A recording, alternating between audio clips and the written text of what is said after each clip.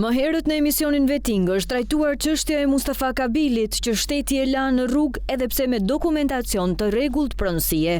Pas rindërtimit nga tërmeti, nisi i gjithë problemi i tij.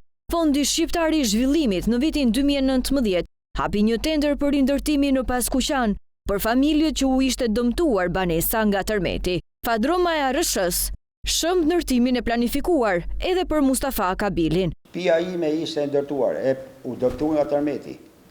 Çfarë ka mund që shteti e bëri po ty, edhe tani e prishi po shteti po ty, mirë se ishte shtëpia 130 metra katror, u bot 80 metra katror. As toka s'u legalizohet, as kur vendimi i Këshillit të Ministrave ishte legalizohet tokën shtëpi të tërmeteve. Ndërtimi i Unazës së Re kishte nisur dhe kompensimi që këtyre banorëve, konkretisht Mustafa Kabilit, u ishte alokuar, ishte përtej çdo logjike ekonomike. Në llogari kanë kaluar ke 41 milion e 600.000 lekë.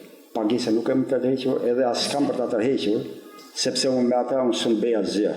Bashkia e Kamsës i drejtuar nga Rakip Suli nuk ndërmori asnjë hap për të strehuar apo dhe për t'i thënë haku në bazë të çmimit të tregut familjes Kabili. Bashkia kryesorja që nuk mori marrëveshje me ARSH-n, që unë mos u bënte ajo shtëpi aty, por unë të merrje një hyrje në pallat ose të bëjte një rrugëzidhje që unë të bëje me shtëpi.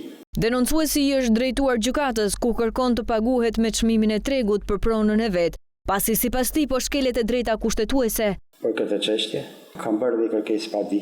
I kemi hapur syt këtë drejtësia. Mustafa Kabili ka jetuar për shumë vite në Paskuqan, deri në momentin që fatkeqësia natyrore i shkatroi banesën. Por pas saj, institucionet që duhet ta ndihmonin e lanë më të shkatruar se sa vetë tërmeti.